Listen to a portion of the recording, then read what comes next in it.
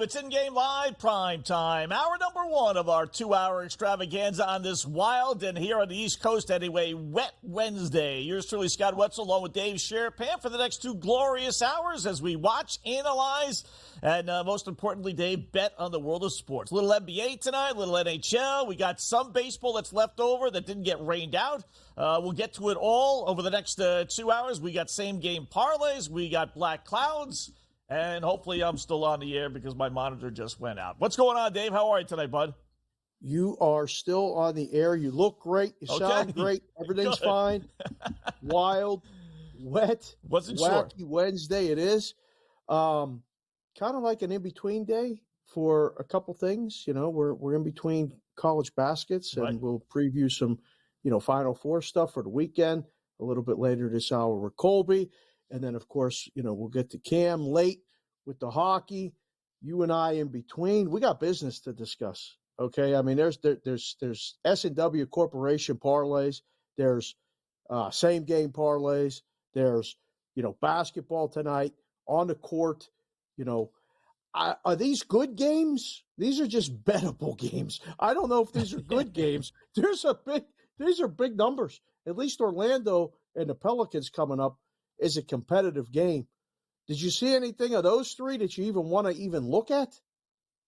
Well, there are, right? These lines over the last 2 weeks have gotten higher and higher and higher. Last time I checked, Minnesota was a 16-point favorite. Lakers were 15 last night at Toronto, and they still covered.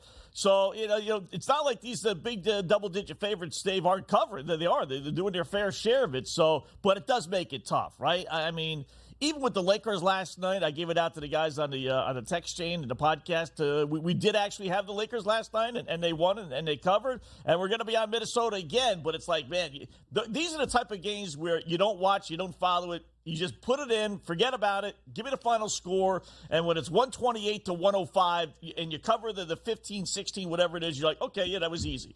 If you sweat it out and watch the scores and you realize the Lakers were only up like 1 after the first quarter, you're kicking yourself. What am I, a dope, laying double digits on the road? So, yeah, they're not too many tonight. I got some good trends for the NBA tonight. A lot of under trends.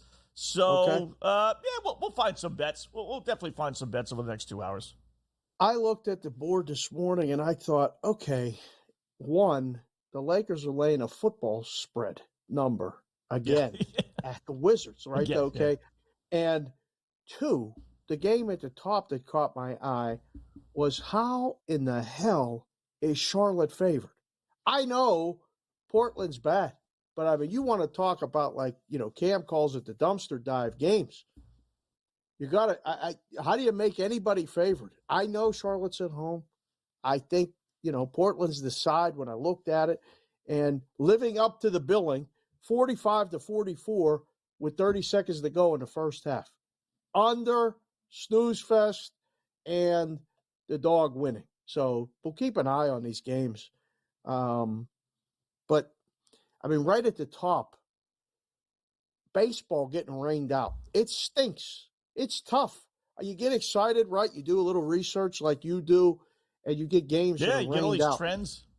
Man, oh, man, it stinks.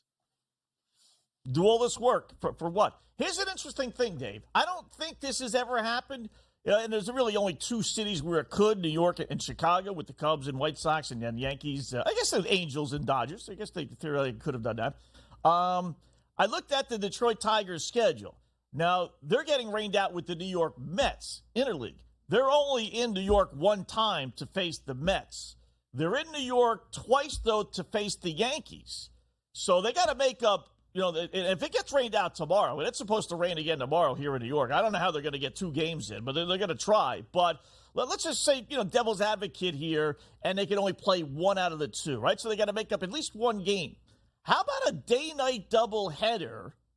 First game in the afternoon with the Mets, go across town and play the Stankies at night.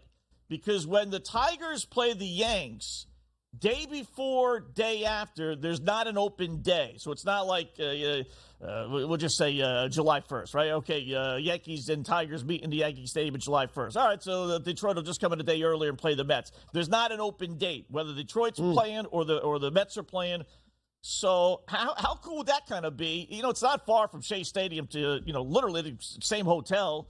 You play the Yanks at night in the regularly scheduled game, and then you play the makeup game with the Mets in the afternoon. Has that ever been done? I don't remember that, right? In Chicago could be, theoretically in L.A., but I don't ever remember that happening. We got some mature older gentlemen that work, at the network we could probably reach out to see if this ever happened back in the day when they were, taking trolleys in between games or anything like that. I don't think it has, to be perfectly honest. That would be a nightmare from a book standpoint to make a number, find out who's pitching. Is the bus late? Is the game? What if the first game runs long? Goes that long. Would be a logistical. Yeah, that would be a little traffic. Yeah, see, I mean, like, you're in New York. The train's late. You missed it. I don't know. It sounds like a good idea with a lot of possibilities in between that could go bad. Listen. Well, here's the other thing. Just dawned on me. The Mets would have to be home. Right. Now, the Mets and Yankees are home together, once in a while. But they would actually – I'd have to look and see if the Mets were home. If the Mets weren't home, then they're screwed. They can't make these games up. Baseball game coming up here really quickly. Toronto's playing Houston, right? Good game. Bassett, Javier, good game. Toronto stole one yesterday, 2-1. Game stayed under. We were all over it. Any thoughts quick before we go to commercial on the Astros and the Blue Jays? Yeah, I'm going to go Toronto. Boy, it's been amazing. The Astros, Dave, going back to last year, are now, with their 1-5 start this season, all at home. They're now 41-52 at home. Ooh, 11 games under 500. That just defies logic because they're a terrific team. They won the World Series 2 years ago. They were good last year. But they had an under 500 record at home last year, and it's continuing again this year, albeit against, pretty good teams, Yankees and Blue Jays, but still, you're expected to win these games. How weird is that? So, we have a saying, you don't fight it, right? I'm not going to fight it. Give me, I'll take Toronto getting small odds at Houston. Why not? We're opposite again. And that doesn't mean that one is right and one is wrong. Everybody has an opinion. I'm not in love with it. Right. Yeah. Right. I like Houston's. Toronto's bats aren't going yet. So leaning Houston and under as far as the side and the total. Worried about Bassett. Listen, he could come out and pitch a gem. If he does that, the Blue Jays are going to win. So that's what we'll keep an eye on. That's a good baseball game. We got a good baseball game coming up tonight. I saw you partake in that and maybe in the same game parlay. And I mean, this Dodger blue pops on camera. I love this Dodger. I do like that. That's nice. Yeah, I do like that. I got some great Colorado Rocky numbers. Cubs and Rockies starting here, hopefully in a little while. Yeah, boy, the Rockies are bad. More coming up. InGame Live.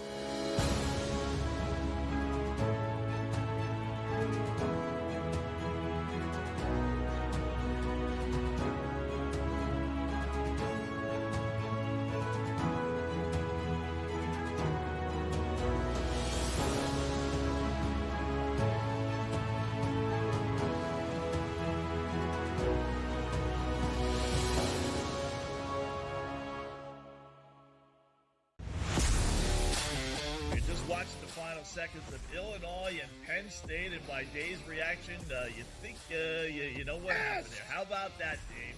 How about that? We're off the rundown. Sorry. Storm the court. You beat the 12 team in the country. That's fine. Second best in the Big Ten. That's fine. We are Penn State. Look at the crew jumping. This is so much fun. InGame Live, prime time, only on SportsGrid. Maybe not a match that we thought would be the most enticing 6 months ago, but Newcastle, they are kind of on the ropes. They looked awful against Blackburn in the FA Cup. Lamine Yamal's been the stand-up player, you know, a guy that's 16 years old, a guy that was drafted in from La Masia, from the academy. It says a lot, really. It says a lot about the really poor standard of the rest of the players this season. Elite Soccer powered by Marca, only on SportsGrid. 4.22, the fastest man alive. The guy just made himself a whole lot of money, did he not? By now holding the record for the fastest 40-yard dash. But if it's one thing we know is that doesn't translate into quality football players in the NFL. So somebody will.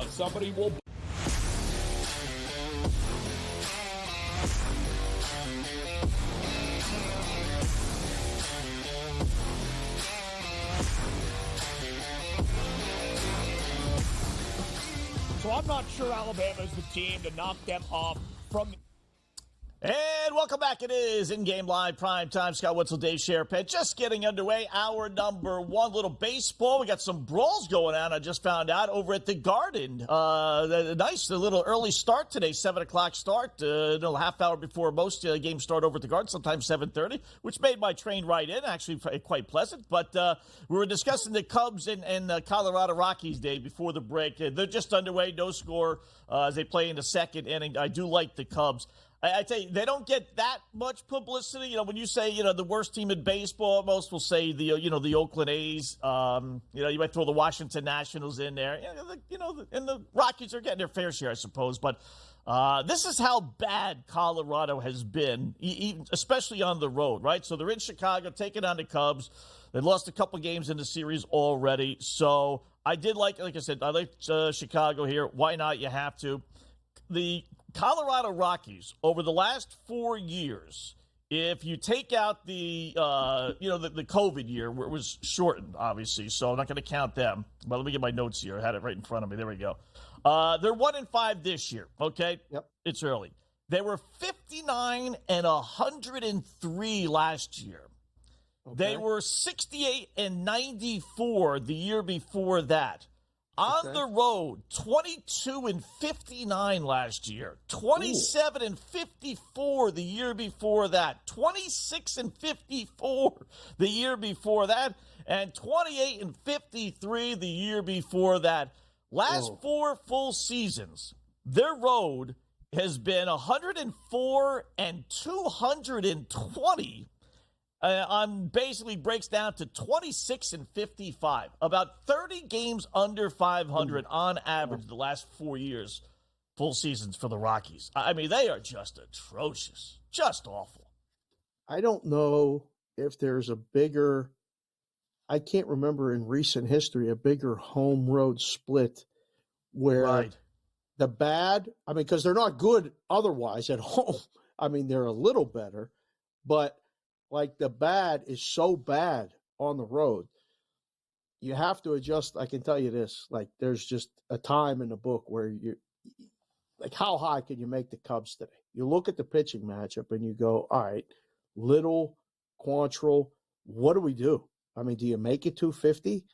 I mean, if you saw the line earlier on the Braves and the White Sox, making a road team the favorite in April 2nd, April 3rd it is, minus 400. Like, how big are some of these lines going to get when Colorado's on the road in Dodger Stadium? We're going to see against, Glasnow tonight, it's minus 220. Well, when they play Colorado, which they do multiple times this season, talking like minus 500, minus 550 at home. Colorado's bad. You got to fade them when you can. I think it's better you lay less when they're at home, but man, when they're on the road, you just gave the numbers. I mean, multiple years in a row under 500, way under 500. Way. I think you pick your spots and you kind of just blindly, like you know, if you're going to bet these basketball games in the NBA with these big favorites, sometimes watching a game where you're laying like minus 300, it's not the most comfortable, pleasurable experience. Sometimes you check the scores. Yeah. You get a lot more upsets in those games, I think, in hockey than you do. Like Anaheim last night. Somehow the Ducks beat Calgary. Than you do in, like, baseball. Like, listen, Rockies and A's, they're going to win some, right? You know, obviously, even 50 games. But, boy, it just doesn't seem like that often. It's just, do you have the stomach to lay that kind of money?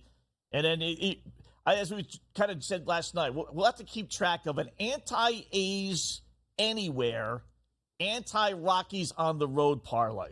Unless you want to go anti-Rockies no matter where they're playing. We could do multiples. Yeah, we're kind of doing that on BVB too. We got a guy who's tracking it every day, and he puts it out the tweet. He's doing the Rockies because it's obvious it's the Rockies in the National League. It's the A's in the American League. Those are the two worst teams. Those are the two lowest season win totals. 56 for the A's, 59 for the Rockies. And making that number was easy. You just go, all right, what did they win last year? It's the same. Put it up the same. See who wants to bet it. That's not a lot of wins. So the good thing about when you do this is if you get beat, you know, if there is the upset when you bet against them, they rarely do it twice in a row. They rarely do it twice in a row. Teams like this don't have 4 or 5 game winning streaks. You'll be lucky. We'll need to keep track of this. Every team, wins 4 in a row or loses 4 in a row at some point during the season from all 30 teams. It might happen once for the Rockies. It might happen once where they win 4 games in a row. The whole season. We'll keep track of their longest win streak. I think their longest losing streak will have multiple opportunities where they string together 5 or 6 in a row. Yeah. You know who the last team was last year to do that?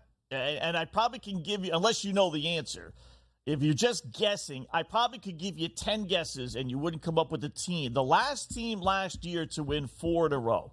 And when do you think they did it? The last team took a while. Win 4 in a row.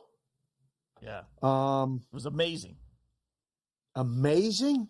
So it was a good team. Well, yeah. Not great, but good. Milwaukee? Or supposedly good. No, not a bad guess. St. Louis? No, they were horrible. So it was a team that was good, that had good results. The Phillies? Nope. It wasn't the Braves or the Dodgers. I don't know. Who was it? No. San Diego Padres. And it took them until September to do it. And I looked up the worst teams in the history of baseball, and they all had won at some point along the line 4 in a row. They were on verge of, assuming all the other teams must have, they were on verge of being the only team maybe in the history of baseball that did not win 4 in a row. Like the goofy Mets, they had won 4 in a row. The Cubs, when they were awful, and they were always awful. I looked up all their worst years. If you go to like baseballalmanac.com or baseballreference.com, great site, right?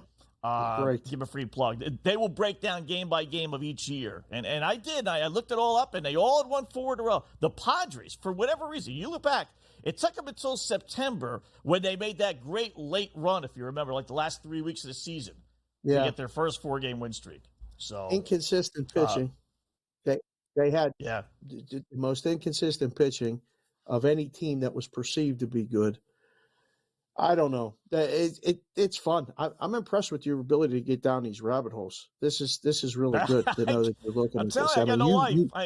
You go down there. It's nuts. Tampa is up 2-1 in hockey against Toronto. The Rangers and the Devils started the game with a fisticuffs for everybody. Every guy in the ice was fighting. Now, what happened there? I missed it. Yeah. They just dropped the gloves? First couple, not even a full shift? Opening face-off, pretty riled up. Wow. Rempe is going. Well, before Rempe and the other guy dropped the gloves, the left wings all dropped the gloves. And that meant everybody grabbed somebody, and everybody started fighting. They got 86 penalty minutes for one team, 76 penalty minutes for the other team in the first period. It's 2-1. The Devils just scored. It was Rangers leading 2-0. It's playoff time, Scott. This is my favorite time as we get close to the end of the season in NHL. We get into the playoffs every night. We'll be talking hockey. We'll be watching hockey. There'll be opportunities. These Stanley Cup odds are all over the place. There's teams. I mean, today Carolina's the favorite. Tomorrow it'll be Florida. And in 3 days, tonight, if Edmonton beats Dallas, they're going to move up the ladder. Dallas and Edmonton tonight. I can't wait for that game. That's about in an hour. We'll talk about that then. Yeah, we'll take a break. We'll come back. We can break that one down. And if you don't think anyone's watching our show, I got some pretty hardcore facts to prove you otherwise. Because it happened again last night. It did. In-game live. I'll explain when we get back right here on the break.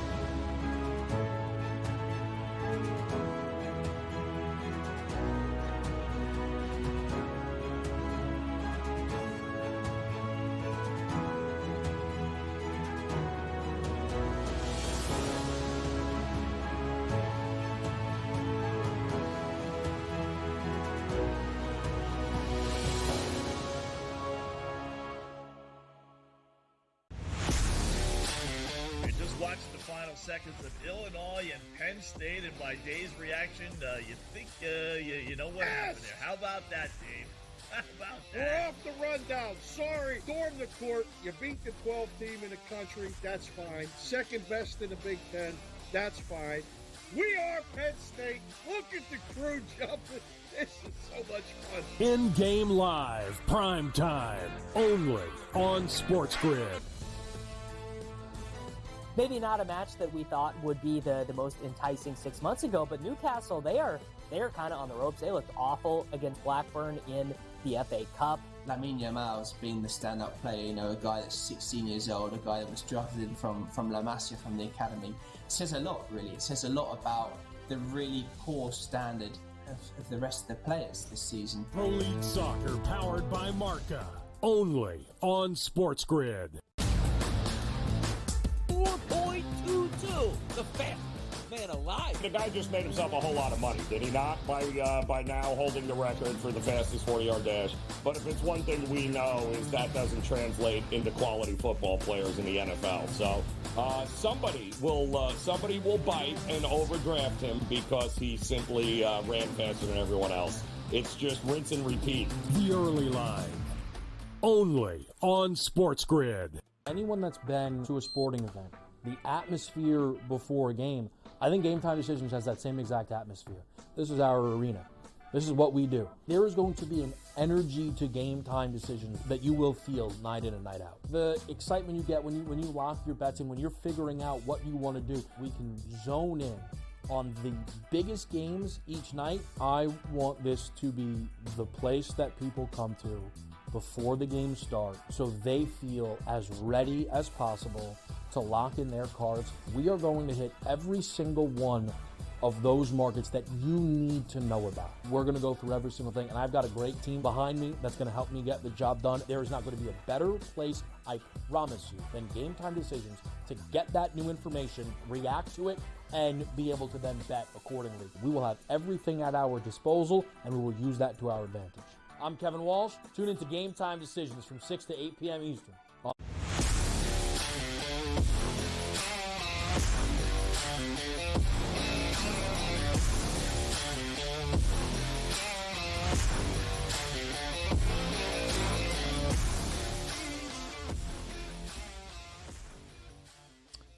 Hi, welcome back. In-game live, prime time right here on the grid. A lot to get to. Colby Dan coming up in about 15 minutes. We got hockey, we got NBA, we got a little bit of everything, a little baseball, and we got some same-game parlay action.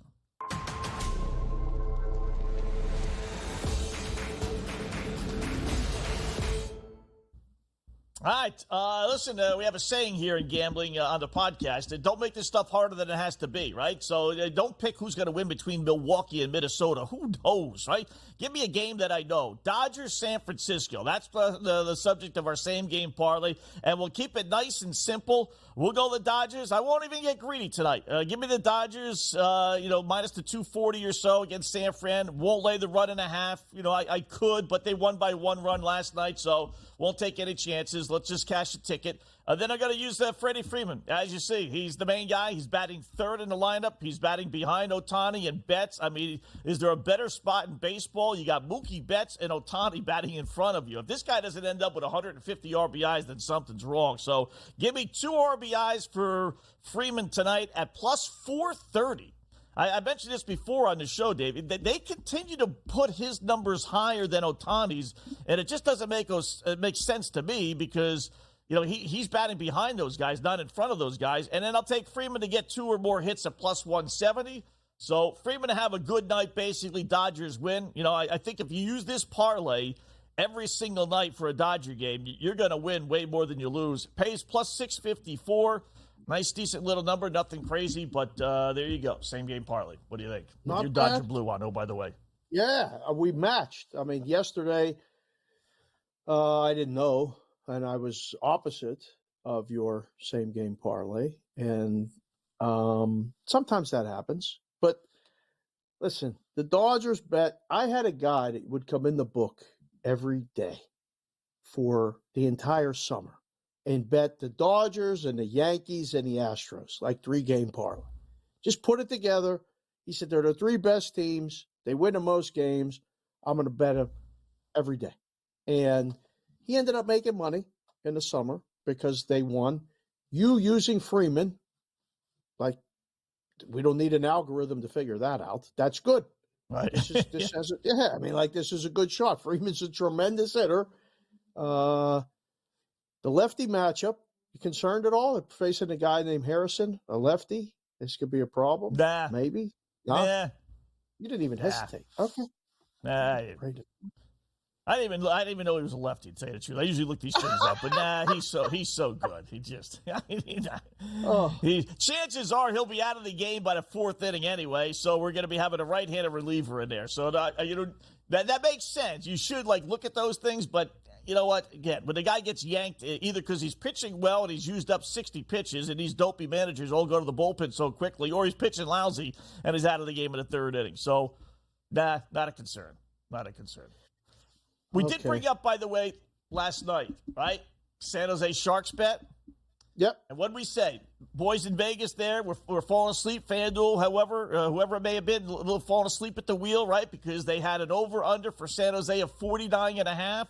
And they had that number the day before they lost, and they lost the game, so it was 1 less game, and I told you it was a great line and everything else anyway. Yep. At the end of the night, Dave, It was 49.5 when we talked about it at minus 146, I believe. Correct. 146, Yes. 148, something like that, right? Yes. At the end of the night, I get a screenshot from a viewer. He says, Scott, it's minus 256. They bumped it up about 100. In fact, 265. I think I got the email. 265. They bumped it 100 points by the end of our show. And then this morning, I log on again, and they lowered it to 48.5. They took a whole point off. Coincidence? I don't think so. No, I don't think so. Who moves the needle like we do, right? We've discussed this. We've discussed this on the show. And listen, guys, if you guys are in the risk room watching the show, we appreciate you guys watching the show. We're trying to give out people bets, and people ideas to go play. We must have sent across a bunch of steam because that number sat idle until we did the show. For 2 days. Yeah. So that's good. Everything happened the way it was supposed to happen. That was good. All right. So numbers coming down. We've lost with good numbers on bets before, Wetzel. I don't want to put the cart before the horse. Just definitely not. To go against the Sharks. I just got a text from a buddy. His name's Gio. He's watching the show, with his brother-in-law, Brett, and Anthony, and they're all watching this Cool. out in California. They went to the Padre game today and said, thanks for the Padre pick. They saw us earlier, me and Matt on BVB, and they said, please find out what Wetzel likes for the Dodger game. Well, Gio, I hope you just saw the same game parlay. He just put it out there. Boys, if you can dial it back up for the graphic and maybe pop it back up on the screen, we got people directly watching us out in California that maybe, needing some action for tonight. If you can pop that back up anytime soon, that'd be great. There it is. Wetzel. There you go. Which one gets you? Freeman 2 hits. I'm pretty confident he'll get the 2 RBIs. They get a 2-run homer, 2-run double. It would be the 2 hits at plus 170. That would be the one. But that would be the one. So I think the Dodgers are going to win. I think he's going to get a couple of RBIs. We're at the bottom of the Giants rotation. He might go 1 for 3, 1 for 4 with a 2-run homer or something goofy like that. So, and by the way, boys in Vegas, here's the deal that the S&W Corporation has. All right, please, we'll do your job. All right, we'll tell you your bad lines and your mistakes, but you can't change it until the show is over. Give the viewers till the end of the show to be able to get their bets in, and then you could change the line, okay? Don't cheat like last night. Be sure the show was over. It was minus 265. Give us until, if we're going to do your job, give us at least to the end of the show. Please, be fair. Deal? It's got to be an arrangement. That's not going to work. As the book guy, listen, if a deluge of bets come down because we talked about it, we're going to have to move the number. I'm a staunch advocate of books that take bets and then move the number. Now, if, we have all of the opposite picks people and some of the Bostonian versus the book people and then all the SportsGrid people watch it and go, you know what? Wetzel and Sharapan may be onto something tonight with that. I'm going to play that. And then, we had Cam on. Cam was sold at the top of the segment when he came on. He's like, this is crazy. I laughed initially because I was like, the Sharks? We're going to involve ourselves with the Sharks every night for the rest of the season? What kind of punishment are we asking for ourselves? But it's a good bet. It's a good bet. Would you do anything with the Bills today after the big news today about the Bills trading Stephon Diggs? Did you hear this? Oh, yeah. Yeah. Well, I was doing football full circle when it broke about a half hour or so beforehand. I tell you, I do like their under. Their over-under is 10.5. Would I put it in now? I might put a couple shekels on it. Remember, they got a first-place schedule. They're playing San Francisco. They're playing Kansas City. They're playing all the big boys again.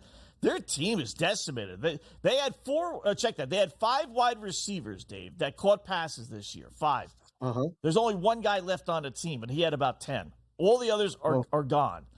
I tell you, they lost a ton of guys on defense, so some core guys. They lost their starting center, which is, to me, almost the second most important position behind your quarterback. I mean, I think – I don't know what the Jets are going to do. My Dolphins are going to be okay, but I don't think they're going to go 11-6 with their schedule. I would be all over that under. And I think that team is in transition. I'm not going to say the window closed because you got Josh Allen. He's going to be there. You're always going to be effective to a certain extent. But championship caliber anymore in the AFC, where you got Baltimore and you got Kansas City and you got Cincinnati. You got an up-and-coming Houston team they just helped. I don't think Buffalo's on that level anymore. It's funny because Pete Rolt came on the show on Boston versus the Book smiling like a Patriots fan would, that, celebrating the downfall, the windows closing for, the Buffalo Bills. They were going to be competitive, and now they're not. And I said, well, hold on, relax. There's a couple things that go into play here.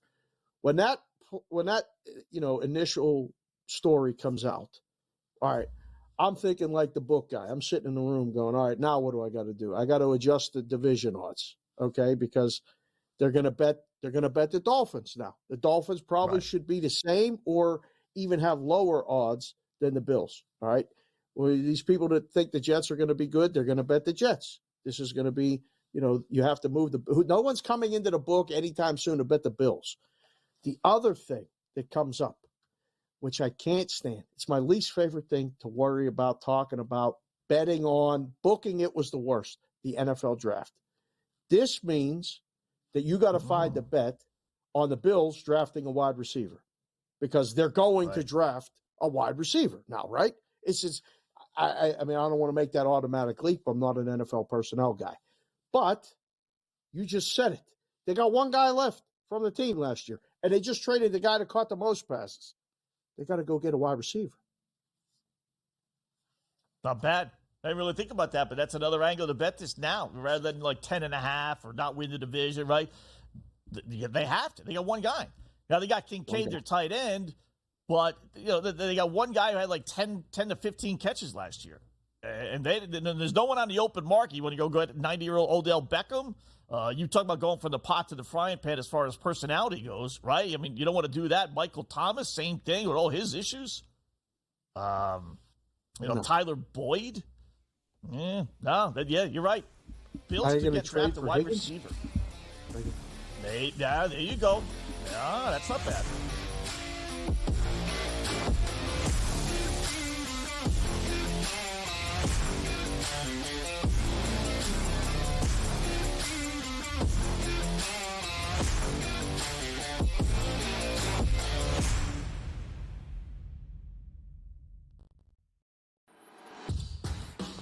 So I'm not sure Alabama is the team to knock them off from this second consecutive national championship chase.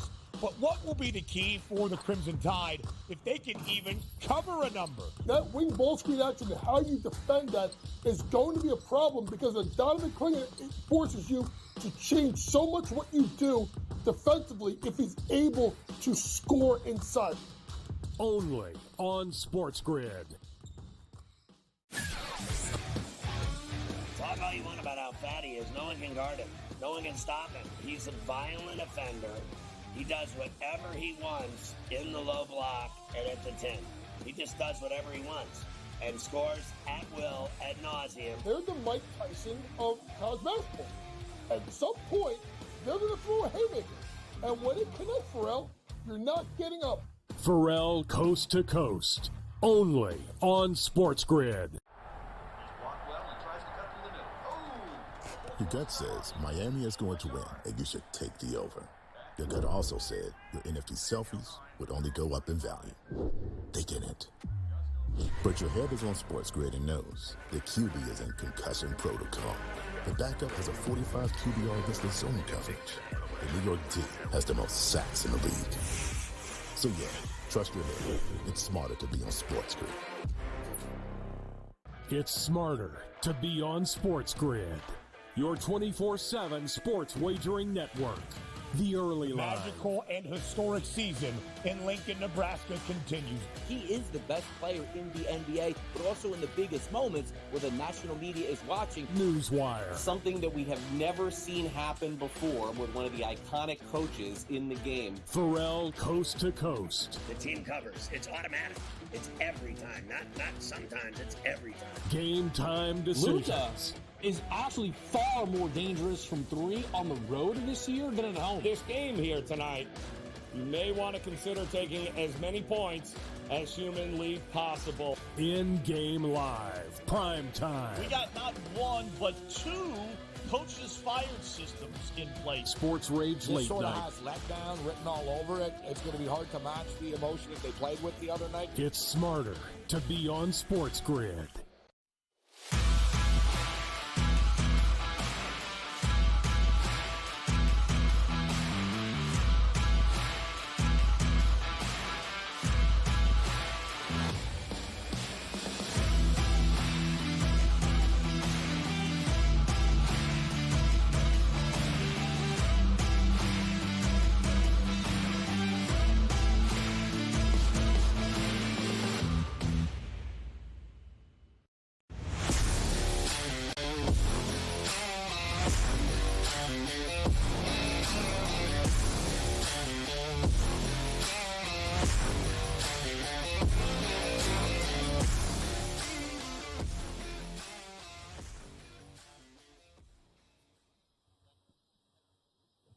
Hi, welcome back. In-game live, prime time right here on the grid. What do we got? 40 past the hour. Hour number one. Checking out a little NBA. We got NHL. We got baseball. We just touched on. By the way, Cubs 4-0 over the Rockies already. Oh, what an automatic play that it's going to be all season long against Colorado. And we got some NBA, and we got the NCAA tournament and a little hiatus here. We got NIT championship game. What's that, tomorrow? So let's talk a little hoops, whether it's college or pro, with our good buddy Colby Dan, who joins us all the time here on the grid. What's going on, Colby? How are you tonight, bud?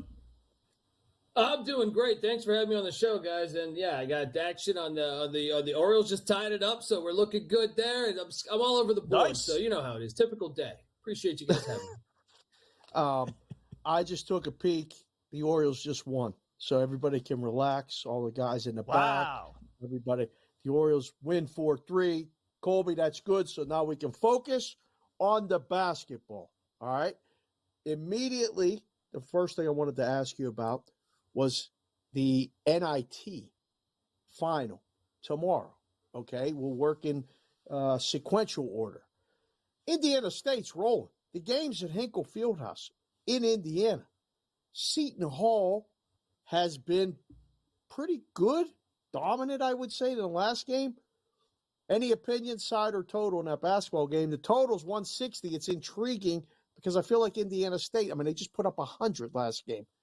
I'm leaning over. What about you? Yeah, I think you'd have to lean over. But, both these teams should have been in the NCAA tournament. I think it's safe to say now. Seton Hall is one of a few teams that's beaten UConn. I don't know how Seton Hall didn't get in with their resume. By double digits. Indiana State's resume didn't have the meat that Seton Hall did, but they weren't that far away from going undefeated. And I love the big man. They call him Milk Chamberlain or Salt Frazier. Oh yeah. Robbie Avila. They're putting up points, man. I love the way they pass the ball. I can't fade them with that home crowd behind them. This is the first year they've done it at Hinkle that I know of, which is a great college basketball venue. But that's only like an hour drive from Terre Haute. I can't take Shaheen Holloway, even though I think Seton Hall, if you put this game in San Diego, I'm taking Seton Hall all day. But because it's in Hinkle Fieldhouse and the way that this team has rallied by feeling that they've been disrespected by not getting in the NCAA tournament, I can't fade them. So I'll lay the number. I think it's 2.5 with the Sycamores. Yeah. You know what this reminds me of? I'll date myself, guys. Dick Versace. Remember the old Indiana Pacers head coach before he went to the NBA? He used to be head coach at Bradley. And it was a similar spot. Bradley won the Missouri Valley, but they didn't win the postseason tournament. They didn't get in. And he ripped the NCAA committee, right? And blah, blah, blah, blah, blah. They're wrong, this, that, what have you. And his Bradley Braves had enough wherewithal to actually go win the NIT. So I kind of view that same thing with this Indiana State team, even though they weren't as vocal as he was way back when 30 years ago. But only 2.5, Colby. Listen, I love Seton Hall, rooting for them as a Jersey guy. But, boy, I'm getting basically the home team playing great numbers against the spread at home and everything else. I don't know how you can't play Indiana State laying only 2.5. Yeah, and the over, too, I think, like Dave said. And I do appreciate the reference with but Hersey Hawkins was on that team, I believe. I believe Hersey Hawkins was on that team. Let's go. Yep. Yes. Yeah, there you go. Nice job. Kids, look it up. There's a lot of gold every time Wetzel goes back for that reference. And Colby, knowing the reference, just made the whole thing work. All right, that was outstanding. Let's go to Saturday. All right, Final Four down in Arizona. Who's beating UConn? Is it Alabama? Can Alabama actually win the game, let alone cover the spread? It's 12, and I got people telling me, it's not enough. Like 11.5, minus 800 on the money line. You see the graphics right there. Colby, can you make a case for Alabama at all in this game? I can, not to win, but to cover. I don't think they can win the game. Because I think UConn's that good. They're that battle-tested. And the style of ball that Alabama plays, I don't even think they're really, if you told me, are they a top 4 team to you? I don't believe so. They had a nice ride. To me, I'm a skeptic of Nate Oates every year in March. I don't know if that Paul Westhead offense really works, but I like their matchups, getting Charleston and Grand Canyon. But I do think, and Nate Oates came from the coaching tree of Bobby Hurley. He was on the staff at Buffalo, and if you trace back Danny Hurley's first big job was Rhode Island, and his first recruit, his biggest recruit, came from Nate Oates' high school team. So they're all friends. So I truly believe that he does know a thing. And Bobby Hurley used to be on the staff with Dan Hurley, obviously, at Wagner. But I do think that Oates will know what they want to do. Now, I think a lot of teams know what UConn wants to do, and they can't stop them. But I just think they can score enough. They can score enough. Even if it gets out of hand, I like the back door. With a team that shoots the way Alabama does, with the multiple scoring options that they've had, I feel like they've had 3 different leading scorers the past 3 games. I think they can stay within the number. I know everybody's on UConn. I've been riding UConn too. But to me, Alabama's a little different than Illinois. Illinois, I feel like all year when they lose composure, the game's over. Alabama, I think, will keep fighting. Now, I don't think they'll be able to win the game. I just don't think they have the bigs to win the game. And UConn's been shutting everyone down to about 50, 60 points a game. It's going to be fascinating to see what they do to Alabama's offense, but I can't take Alabama money line, but I think they cover. All right, let me play devil's advocate, Colby. I think Alabama's the type of team that could win, but it's almost like a feast or famine. Like Alabama, if they hit their threes and they can run and gun, all right, they're going to be in this game and they could win it. If they don't hit the threes, then it's going to be another 30-0 run, which is just mind-boggling that UConn in an Elite Eight game can go on a 30-0 run against obviously a pretty good team. But if they don't hit their threes, then disaster could loom. So I think they're either going to really play well and win or lose by 12 or more. What do you think? And for some reason, I feel like that makes sense. But for some reason, these big football stadiums, I feel like the 3-point shooting teams always start off cold. They always start off cold in those big arenas. Something to monitor there. But yeah, I mean, Alabama's got a super talented roster. I just don't think for the whole game they can hang with UConn. Maybe actually, if you're looking to play it on the money line, I think you play it first half. That makes sense. That's the B side. That's the second game on Saturday. The first game has a different red of the dog. It's the NC State Wolfpack. Everybody's darling. This has been a fun run. They won all those games in a row in the ACC tournament, 5 in a row. Then they go and win multiple weekends. That's 9 games in a row, only because they hit a buzzer beater bank shot against Virginia. Now they're playing Purdue, who I got to tell you, that Purdue-Tennessee game was beyond impressive, beyond fun. I really enjoyed it, despite the fact that they said a lot of people have complained that the referees just gave it to, put Edie on the line every time. How do you see this game playing out, Cole? And thanks for reminding me. I know me and Scott were on Virginia in that Yeah. Virginia NC State game that started this run. And the under. It's salt in the wounds. Salt in the wounds here. You really have to bring that up when you're talking about NC State? I mean, geez, out of all the games you got to pick. Toilet bowl, too. It was a toilet bowl, too. Like, it went all the way around. I think, I can't fade NC State right now. Now, Purdue may win this game, but I think it's worth a sprinkle on NC State, and I think they could have something going. I'm curious to see if Kevin Keats is hip to this. DJ Burns is a great passer, and a lot of people are looking at that matchup saying he'll get in foul trouble against Edie, possibly. I mean, everybody's in foul trouble when you play Purdue. But I think he's a great passer. You remember a couple years ago, Cam Crutwig for Loyola Chicago. To me, I would do a game plan where I use him at the point forward, point center spot, and bring Edie out or make them go zone. And I think that would be your key into keeping him, out of foul trouble. But also, DJ Burns is a great passer, and you can hit that 10, 12-footer Charles Oakley style.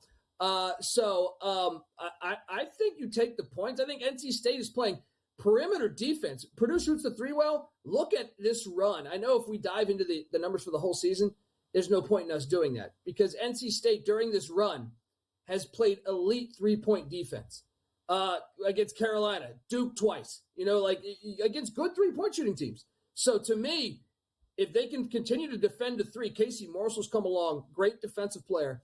I think they can stay within this number. And I do think the money line's live. This is one of the craziest runs. This is 83 all over again, Dave. Yeah. Not quite the Cinderella team of 83 that I remember, with Valvano and those guys. Those guys are good players, Lorenzo Charles and all those guys. This is kind of a team that's kind of come out of nowhere.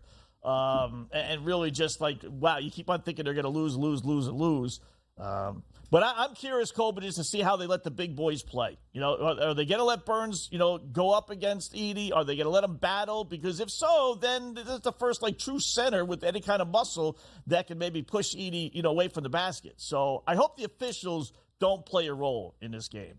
Well, and I'm glad you brought that up, because even though I'm on NC State in the points, that's, there's been a lot of fouls against Purdue all year, and specifically in the NCAA tournament. They only use a 7 or 8 man rotation. So if Burns does get into foul trouble, that's how you lose this bet, in my opinion, is Purdue just runs away with it because they don't have the depth. They've been playing kind of 7-man, 7-man roster, I feel like, in this stretch, in this 9-man or in this 9-win stretch. So that's a good point. And that's one where I'm a bit terrified because everybody's gotten into foul trouble against Zach Edey. Oh, I got to ask you. I know you came to Vegas. How was your trip? Did you survive? How did you get out of the house with the newborn? I need lessons here, Colby. You look good. You survived. What was your March Madness experience like in Vegas, dude? Oh, Oakland money line was incredible. And by the way, I was looking for you. I didn't see you. But the Oakland money line was – I was at the Westgate and getting in that theater, getting the Oakland money line where you had the whole crowd rooting for Oakland money line. I felt you feel like you're in the game almost. So that was incredible.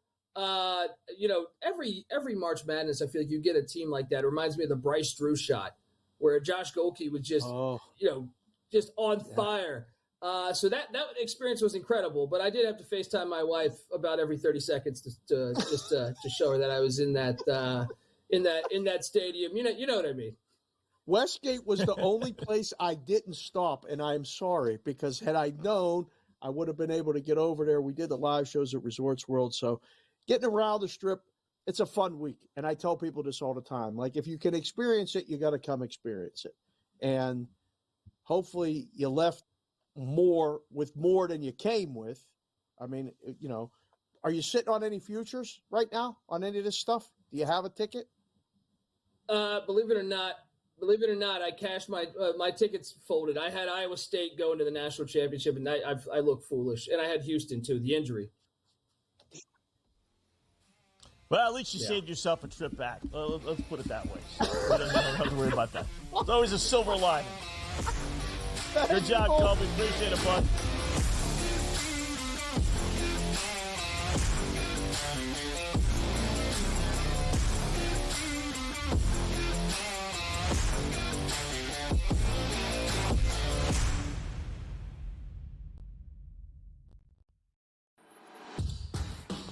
So I'm not sure Alabama is the team to knock them off from this second consecutive national championship chase.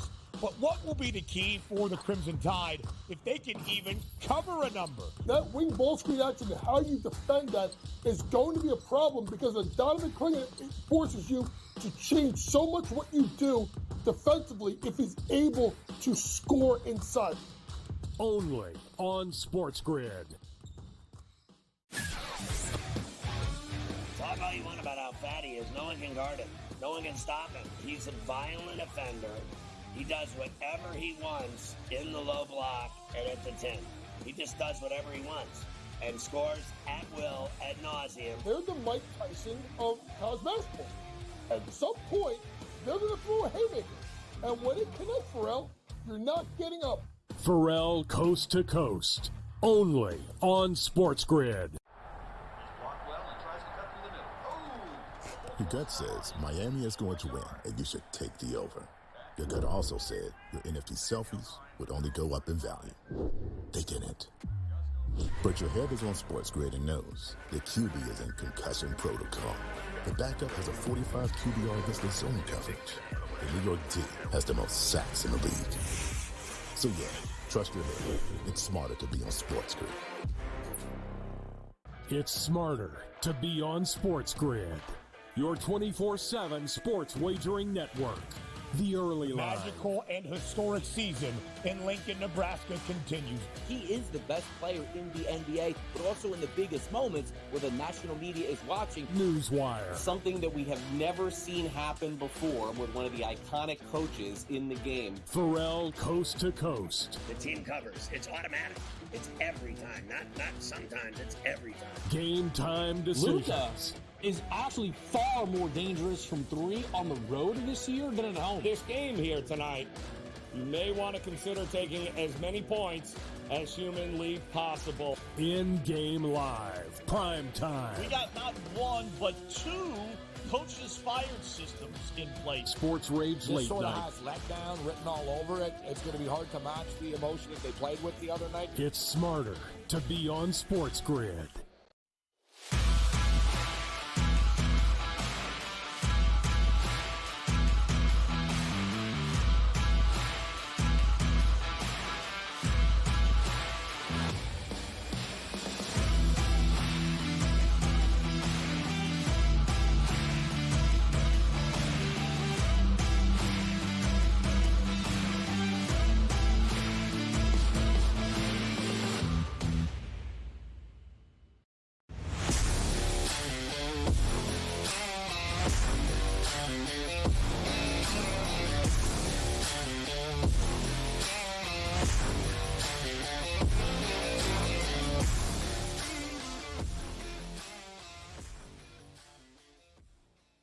All right, welcome back in Game Live, prime time right here on the grid, closing out hour number one. Thanks a lot to Colby Dant for joining us. And, yeah, he does do frozen hockey, believe it or not. So maybe we'll get him on later this year. When is the Frozen 4? I don't even know.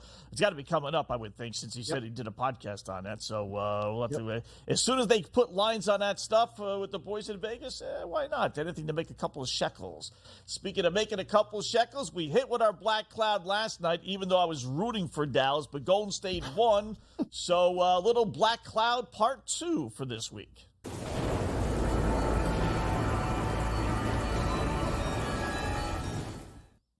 All right, this is the play for those uninformed that we really, really, really, really like. Double, triple your unit, whatever that happens to be. It can't lose. So tonight we're going to go to the NHL.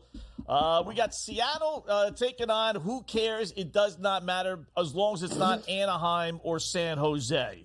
I say that taking on the Kings. I say that because, Dave, if you throw out 3 games against San Jose and Anaheim the last 2.5 weeks or so, Seattle under 2.5 goals, 8-1.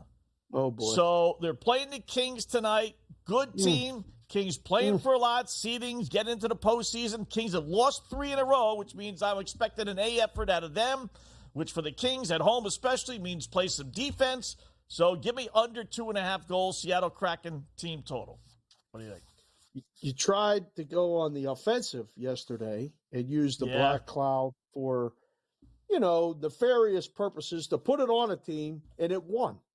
And now you have the most logical bet. This is 8-1.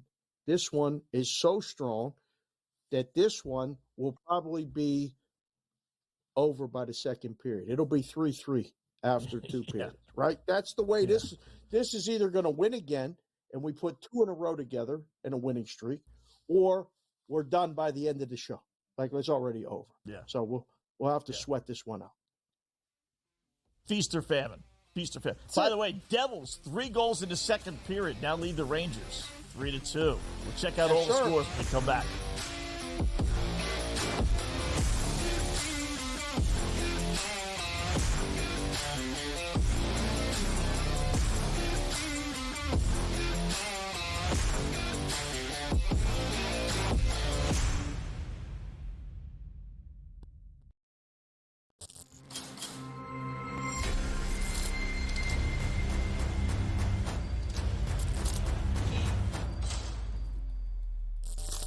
It's smarter to be on SportsGrid.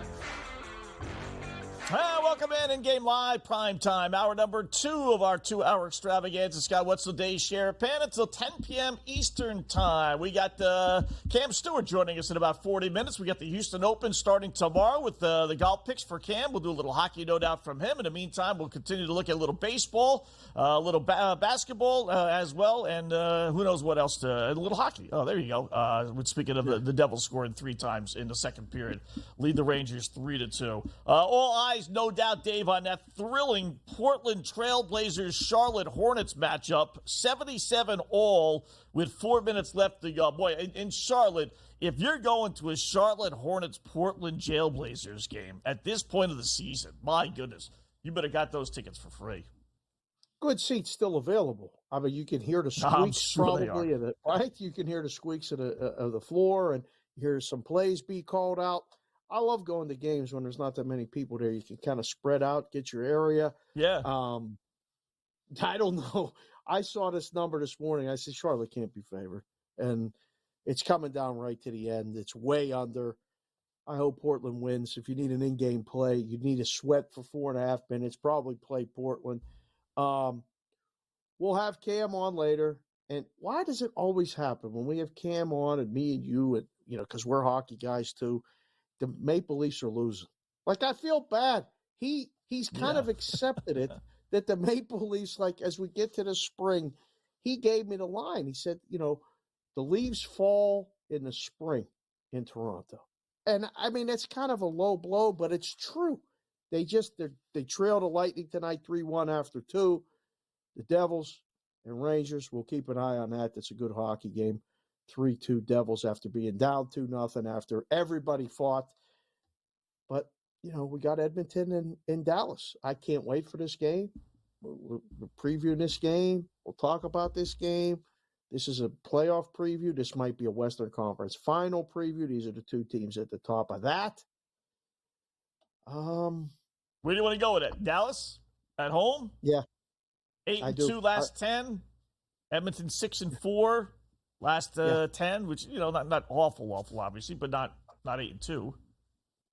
Dallas is what, 6 in a row, 7 in a row, something like that. And like you 7 said, in a row. I think it is 7 in a row. What you're saying? I mean, people like when we repeat our sayings and stuff on this show all the time. What do you always say about the streaks? Winners bet with streaks, losers bet against streaks. Greatest sports axiom of all time. There you go. Dallas. Go with the Stars. Yeah. Stars. That's it. It's amazing how much. Isn't it amazing how much Edmonton is a public team and Dallas isn't? Dallas is the home team. Dallas is playing great. But do they have Connor McDavid? No. Do they have Leon Draisaitl? No. Do they have name players like Edmonton has? No. So let's make Dallas a favorite. But if Edmonton was at home and had won 7 in a row, 6, 7 in a row, whatever it is with Dallas, right? They would be more than a -125 favorite here. But, Edmonton's the public team, right? Yeah. Dallas is not. Yeah. This is good. Before we get to the next part of the segment, did you look at the Vancouver Canucks at Arizona Coyotes game tonight? I mean, we're talking about different games and different things and what should prices be. I don't know. I just saw Vancouver here in Vegas, and they get the back end of the trip. They go down to the desert, play in kind of an empty arena. This one looks too easy. -150, does it not? Yeah. The only thing I'll say is that goofy Arizona team can play better and does play better at home. I will say that. But, you would think Vancouver would win, right? They need the game, still battling for positioning and all that. Arizona's cooked. They're playing for basically – they are playing for nothing. Right. They should be a little bit more than -150. Get them in regulation to win a regulation even money. They're the 10th choice. They're the 10th choice on the numbers to win the Stanley Cup. What kind of universe is this? What kind of planet is this when you see that number? They're in first place. It's crazy. They're in first place. Doesn't make any sense. They're taking on a team that's in next to last place. Yeah. Doesn't mean -150? Yeah. I got to take them in regulation at even money. I will. Okay. Pretty good baseball game. Subject of our same game parlay, Dodgers and San Francisco Giants. Might as well expand on that with a little alternate universe stuff.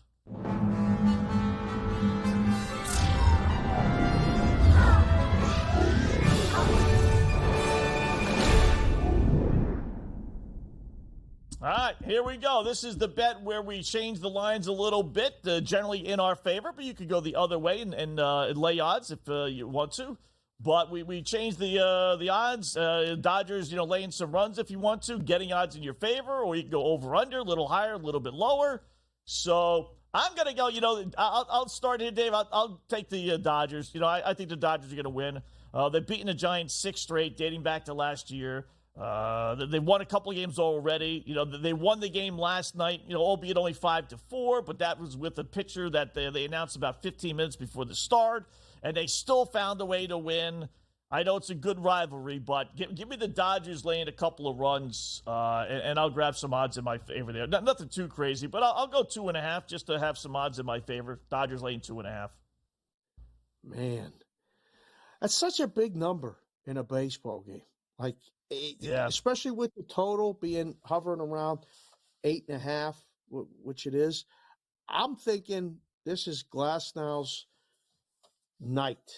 Okay, Dodgers 5, Giants 1. What's the alternate total if I go under? 6.5? 6.5. Oh my goodness, not much. That's hard. 7 is possible. Plus 2 to 1. Okay. You could go that extra bit for that 2 to 1 payout. I like under the 7.5. And just take the plus money. And then we could fall on a 5-2 number, 4-3. That's without 6-1. 5-2. We're good. Yeah. A lot of combinations of that. So I like the Giants team total under tonight. So I'm thinking, if I like that, I probably got to go with the game total in the alternate universe. I mean, 71%. The computer picks 71% of the time the Dodgers are going to win this game. I think it should be higher. I mean, those odds indicate that it should be higher.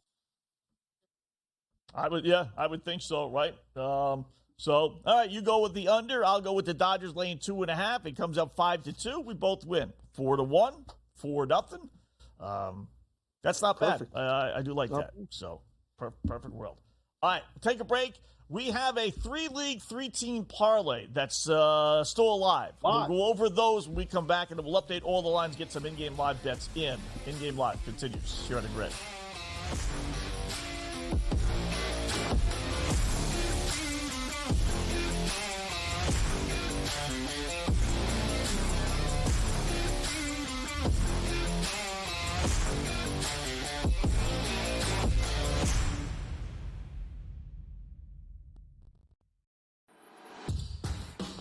So I'm not sure Alabama is the team to knock them off from this second consecutive national championship chase. But what will be the key for the Crimson Tide if they can even cover a number? That wing ball screen action and how you defend that is going to be a problem because a Donovan Clingan forces you to change so much what you do defensively if he's able to score inside. Only on SportsGrid. Talk all you want about how fat he is. No one can guard him. No one can stop him. He's a violent offender. He does whatever he wants in the low block and at the 10. He just does whatever he wants and scores at will, ad nauseum. They're the Mike Tyson of college basketball. At some point, they're going to throw a haymaker. And when it connects, Pharrell, you're not getting up. Pharrell Coast to Coast. Only on SportsGrid. Your gut says Miami is going to win, and you should take the over. Your gut also said your NFT selfies would only go up in value. They didn't. But your head is on SportsGrid and knows the QB is in concussion protocol. The backup has a 45 QBR listed zone coverage. The New York D has the most sacks in the league. So yeah, trust your head. It's smarter to be on SportsGrid. It's smarter to be on SportsGrid. Your 24/7 sports wagering network.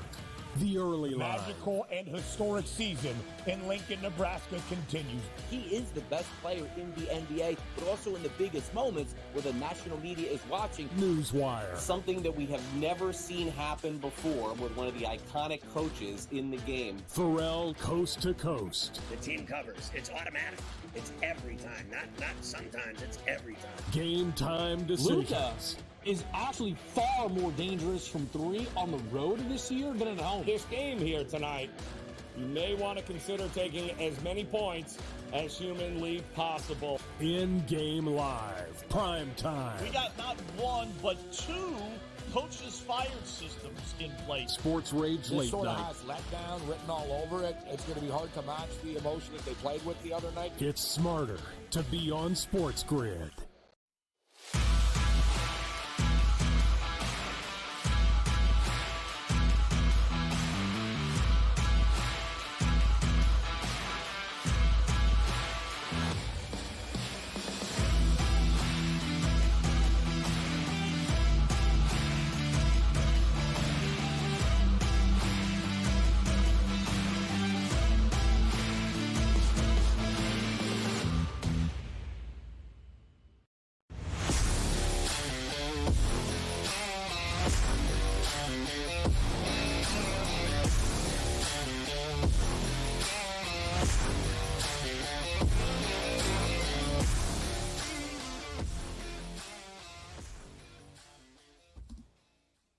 Welcome back in-game live, prime time right here on the grid. Hour number 2, 12 past the hour. Check it out, Scott Wetzel, Dave Sharapan. Check it out, all the scores here, Dave, before we get to our updating three-league parlay that we have that is very alive and well, as a matter of fact. There'll be an offer to buyout, as a matter of fact, from FanDuel for a couple of shekels. So, but as far as the games in progress, we'll start there before we get to the other stuff. Let's have some fun. Anything on the hockey board? Rangers, you don't get the two games that are going on right now. Devils lead the Rangers 3-2. Rangers are blowing a 2-0 first period lead. And then we got Tampa Bay and Toronto with the Lightning leading the Leafs early third, still 3-1 as we talked about before. Willing to put any shekels down in any of these games? Maybe the Rangers plus 210? Yeah, right? I think they scored the next goal. They're buzzing 28 shots to 12, and they're losing 3-2. So, I mean, listen, we've seen this happen in hockey before, but I feel like the Rangers are going to get the next goal. So taking them plus 210 is probably the right move. The Lightning are just kind of choking out the Leafs right now. It doesn't look that, I don't know, under maybe. I don't know how many more goals are going to be scored in this thing. So under would be the only thing I would look in game. Yeah, that's it. I don't want to force anything. You got me thinking now. What could this offer be for this parlay? They actually offered us something for this? Yeah. Believe it or not. How about baseball before we get to that? Your Pirates going to make a comeback? Would it just put a runner on second base? Down 5-3, 1 out, though. Runner on second for Pittsburgh against Washington. Who's even closing games for the Nationals? I don't even know these days. I don't know. We'll have to. Can't be any good. Without looking, I don't know. Yeah. No, this had the makings of it. You know, team wins 5 in a row like the Pirates did, then has a day off, and then they get the ace going, and they're favored on the road, and it had the makings of them losing. So, no, I don't think they're coming back. Down 5-3 to top of the ninth. The Phillies could come back against the Reds, down 2-0 in the bottom of the fifth. The Rockies aren't coming back against the Cubs. They're not even scoring 4 runs. They're down 4-0. Astros are already up 1-0. That's a good score for baseball. Keep that one under. Yep. Astros and under is what we were on before. So we're fine. This is right where we need to be. Everything's just perfect right now. All right. I'll take a little flyer on the Phillies at plus 210. Fifth inning, Frankie Montas on the hill. Pitching well for Cincinnati, but, that's how long that's going to last, right? So I'll take the Phillies plus 210 at home. And then NBA, Lakers up 12 now against against the Wizards. Wizards are awful, obviously. A little hunch there on the Jailblazers. Yeah, just close it out, 3. baby. That's there it. You go. I got it. Hey, listen. Yeah. They pay just as much as Green for Portland at Charlotte as they do for Lakers at Golden State. So a winner is a winner is a winner. Winners So, are winners are winners. cha-ching, Pay cha-ching. attention. Love it when that happens. You saw the team trends right there. Hornets over is 5-1 in the last 6 games played. That didn't go over tonight, boys. There's no way. Blazers over 7-2 the last 9 games played. Team trends. You know what I say about the trends, Wetzel? If anybody's going to use it, please tell them you heard it from me first. Trends are your friends until they're not. I've been saying that literally for 2 decades around sports books and to people, and I hear these people talking about it, and if they say, friends don't let friends bet unders, blah, blah, blah, blah, blah, I never heard anyone else say it. So I'm taking credit for it. Trends are your friends until they're not. Good luck with the trends. Didn't work out in that game. You know what? I can say I get a kick out of that too. Like when I hear someone say just pick one of the goofy, the Jailblazers or the Twinkies or Sack Tomato, or when I hear someone use one of my phrases, which is fine, knock yourself out. Yeah. It is a little like, okay, all right, they're listening. Go ahead. Compliment of whatever they call that expression. Compliment by repeating or something goofy like that. Oh, what happened? Where's the horn? Fight? Where's the horn? It's like we're seeing stuff before it happens. The Rangers just scored. I just said it. I just said that the Rangers supposed to. Bam! Just like that. 3-3, 14 minutes to go. Now you're sitting with a plus 210. What are you going to do now? I'm hedging right now. Give me the Devils plus the 136. Yes, sir. But I don't want to have to really root for the Rangers. Yeah. I'll root for the Rangers to tie it, but now back to square one. Give me the Devils plus money. And there you go. That's over hits now too. Over. Yeah. Perfect. Yeah. What's that saying? Can't make a profit if you continue to make money? Or you can't go broke if you continue to make a profit? I think that's what it is. Yeah. Yeah. Dane used to say that all the time. We'll steal one from Dane. How about that? There we go. All right.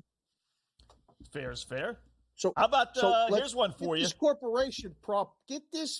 We'll do it next segment. Are you sure? We'll do it next segment. We got open segment. Yeah. Okay. All right, because we got open segment before Cam. So okay, that's fine. Yeah. How about this one? It flipped a little bit, but what? Indiana down 1 at Brooklyn. Now, a moment ago, they were getting odds, which was when I put it in. But still, it's basically pick a minus 122. Are they going to lose to the Nets? The Nets are atrocious. Third quarter, close out the third quarter. You got a full quarter to go. I would say, if you don't want to lay the minus 122, you save yourself a couple pennies, minus 1.5 at minus 104. Indiana's not losing to Brooklyn. Brooklyn stinks. I like that. They were a favorite, big, decent-sized favorite on the road. But, now it's basically pick 'em. I like that. You want the Bucks minus 8.5? How about that? Oh, they're dead to me. I had them last night. See, I bet them last night in this spot, and lo and behold, they actually lost to the Wizards. So, most teams, I would be all over, right? The next game they play, you lose to the Wizards, all over, right? Not this Milwaukee team.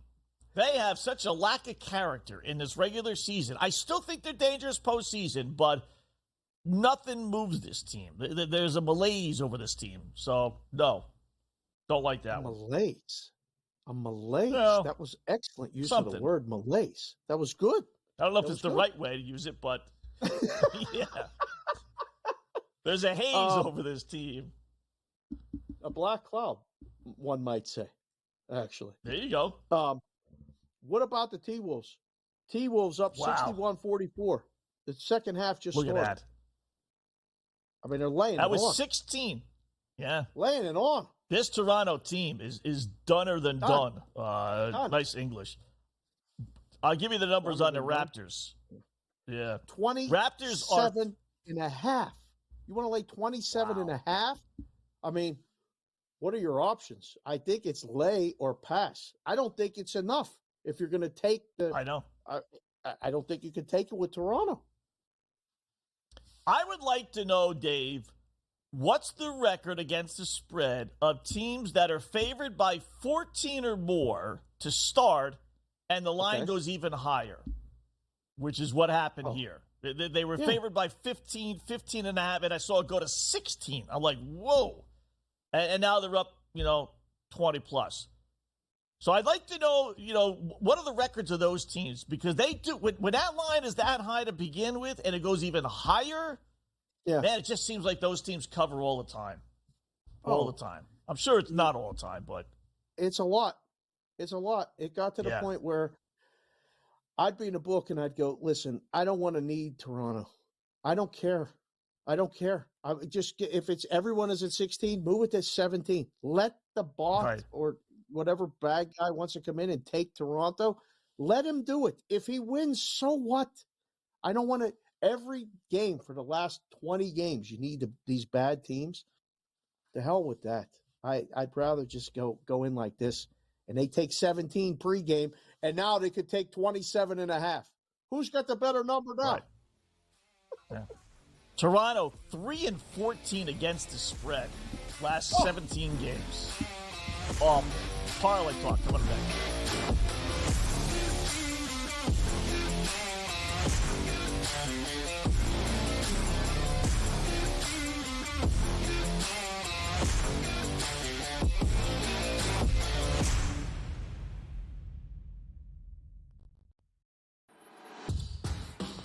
So I'm not sure Alabama is the team to knock them off from this second consecutive national championship chase.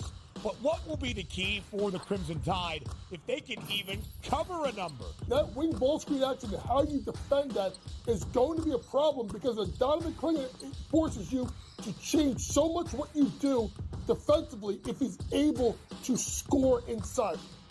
Only on SportsGrid.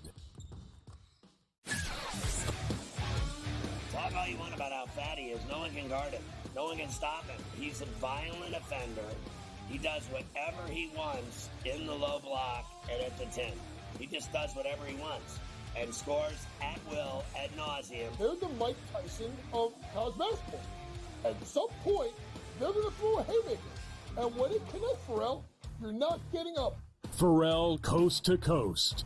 Only on SportsGrid. Your gut says Miami is going to win, and you should take the over. Your gut also said your NFT selfies would only go up in value. They didn't. But your head is on SportsGrid and knows the QB is in concussion protocol. The backup has a 45 QBR against the zone coverage. The New York D has the most sacks in the league. So yeah, trust your head. It's smarter to be on SportsGrid. It's smarter to be on SportsGrid. Your 24/7 sports wagering network. The early line. Magical and historic season in Lincoln, Nebraska continues. He is the best player in the NBA, but also in the biggest moments where the national media is watching. Newswire. Something that we have never seen happen before with one of the iconic coaches in the game. Pharrell Coast to Coast. The team covers. It's automatic. It's every time. Not sometimes. It's every time. Game time decisions. Luka is actually far more dangerous from three on the road this year than at home. This game here tonight, you may want to consider taking as many points as humanly possible. InGame Live. PrimeTime. We got not one, but two coaches fired systems in place. Sports Rage This Late sort of Night. has letdown written all over it. It's going to be hard to match the emotion that they played with the other night. It's smarter to be on SportsGrid.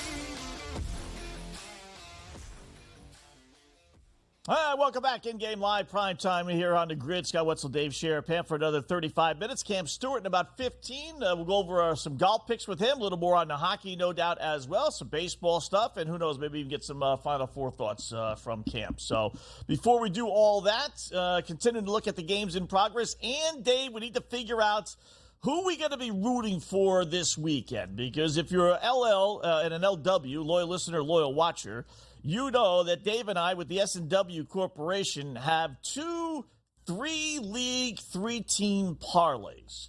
Yes, so what we did is we took 3 teams to win the NCAA National Championship, 3 teams to win the NBA Championship, and 3 teams to win the NHL Stanley Cup. And we round-robin parlayed them. So we have all the combinations. And then we did another one, the Black Cloud 3-team, 3-league parlay, where we use 3 teams that just never win. They always choke, right? And we just said, this might be the year. It's been a goofy year, COVID and everything else going on and all the other nonsense. So we took 3 teams that never win and put those in a parlay. Well, as it turns out, Dave, we're alive in both because we have UConn in the S&W Corporation, Sharapan and Wetzel parlay that's still alive. And then we got Purdue in the Black Cloud one. So now the Black Cloud ones do, have higher odds, I will say, than the regular ones, but they're all going to be at least 150 to 400 to 1, believe it or not, if all 3 hit. So who are we rooting for? Purdue to win it all? Because we won't be on again together until after the Final Four, Saturday and Monday. Our next show together is Tuesday. So, and I do believe rooting interest creates, one team to win versus another. So, are we rooting for UConn this weekend? Action. Yeah. Yes, or Purdue. Yes, that would be ideal. UConn versus Purdue. Listen, it's a fun story if Purdue wins, but I like our chances with the championship parlay, the ones we picked on the teams that could win, or I think we gave ourselves a better shot on the UConn side. So, I mean, can UConn lose? I don't think they lose to Alabama. If we get the final matchup, you want to talk about a relaxing Monday? I mean, this is going to be fantastic. I'm going to be back east. I'm going to come and hang out, hopefully see you, the boys, whomever. But I want that one right there. I want the championship parlays one. We got the UConn, and that leads us right into the hockey. We got the Western Conference covered, what I think is the 2, best teams. And we got what was the best team in the East a couple weeks ago when we put that thing in, Florida. So we'll get right into the NHL.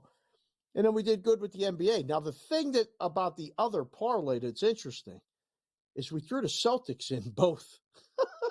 Yes. So well, because the Celtics do find a way to lose all the time. So, we can't, if the Celtics didn't win, say we won the first 2 in the S&W one, and then the Celtics lose.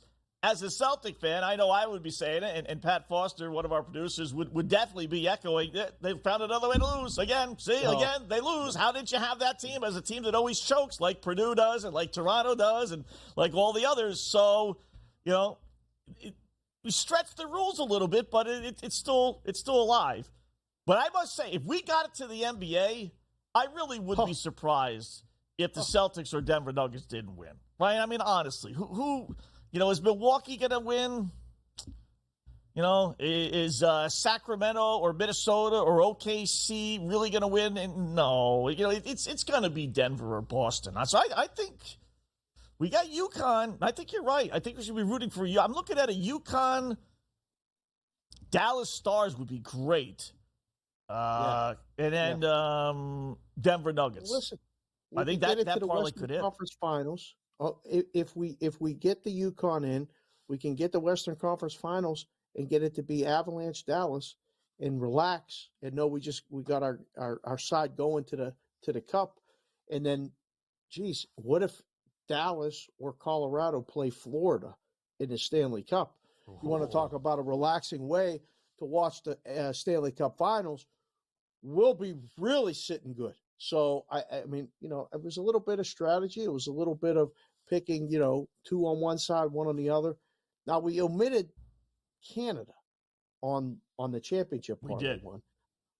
But on the other one, we included some Canadian teams in the Stanley Cup. So if Purdue wins, we'll be okay. We'll be able to root for those teams.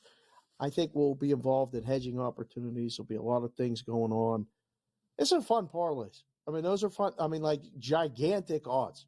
You tell me, I hit that World Series exacta last year. The highest odds I had was 375 to 1. I never hit a 375 to 1 before. That's what these things pay right there. If Purdue comes in, we get one of those, you know, teams. I'm bummed out. We did the right thing for content, but we put the Maple Leafs in there. What were we thinking that night when we did that? Well, we tried to pick teams that have a shot but will never win, and you know they have a shot, right? I mean, they're supposed to be the best team. You know, who would you put in? We got to put Edmonton in, right? They always choke. We could have put the Bruins in there, so they always find a way to choke. We do have the only little caveat is the Rangers are on the choke one, and the way they're playing. It would be nice to have the Rangers. If you could have had the Rangers, if we could trade Florida for the Rangers right now, I think I would do that on the UConn one. You would do it. Okay. But the Rangers, they'll find a way to lose. It's the Rangers. I don't know. So, I like the way they're playing. I don't know. Yeah. Well, I'd hate to have to root for the Rangers, being a Devils and Bruins fan. I really I'm telling you right now, if they get there, you're rooting for them. If we need them, I know we're going to have to. You're talking about positive motion and mojo, action begets action. 400, 500 to 1. That's what I'm saying. Yeah, the Purdue one is like a good 400, 500, 600 to 1. So we might have to. Yeah, I might have to put my bias aside on that one. There's no might. Yeah. All right? No might? Just like Yoda said, no, there is no try. There is only do. You're not might doing anything. You're rooting for the Rangers. What team do you hate the most? Any sport? Oh, man, there's a couple. I really can't stand the Baltimore Ravens. Like, I just don't. I mean, right. Against the Steelers, you know, that's one of them. I respect them, but I don't like them. Like, I don't want to. If I have to root for the Ravens, it's pain. Ohio State. So 2 questions then. Ohio State, I don't like. Really? Oh, yeah, Penn State fan. All right, so how much would Ravens versus, pick any obscure team, Super Bowl, how much would you have to win on Baltimore to root for them? Free bet. It's a free bet. How much would it take for you to say, okay, I'll take Baltimore if I'm going to win 1,000, 2,000, 500? Probably a nickel. A nickel would swing my interest, you know. But if I had a ticket that was like for 300, I'd be like, you know what? I don't know. Right. No, I'm not excited about this. A nickel 5, minimum. I think a dime. I mean, we're talking to maybe now a dime. That you said the Ravens. Yeah, dime. All right. Now, how much would it cost to have you root for the Ravens if they were playing the Steelers in the AFC Championship game? Are the Steelers at home? Neutral site. Blizzard in Pittsburgh. Couldn't play. 10-point dogs, I accept the reality of the situation. Okay? Money line bet. Who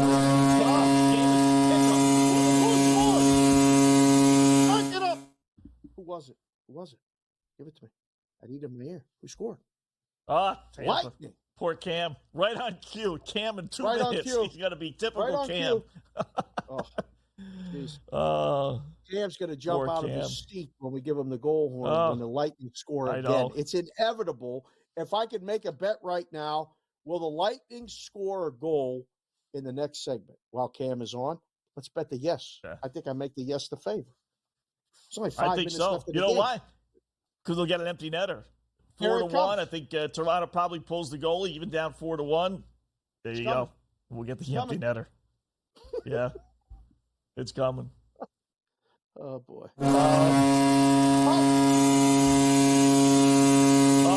Rangers. See? Get used to it, Wetzel. Rangers. Let's start rooting for the Rangers now. What is that song? Here's a question. Madison Square Garden now when they score. What is down 4-1?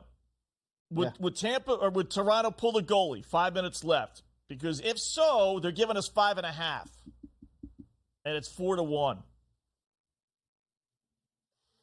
You don't think they would? I think they would. Although they just scored, so it's kind of deflating. It's not been 4-1 for a while. Yeah. It's been 4-1 for 30 seconds. How's that bet on the Rangers look now, by the way? That in-game bet that you made, +2. Yeah. You took a little bit of the profit back, but that's okay. I took a little profit away. Yeah. That's all right. Yeah. It always happens, right? I'm like the typical gambler. I heard the story 1,000 times. When I hedge, the original team wins. When I don't hedge, the original team loses. Right? So you earn money. That's fine. You made money. That's good. All right. I know. Cam's coming on let's say Canucks tonight. I'm hoping. Yeah, I think he's coming. No picks too.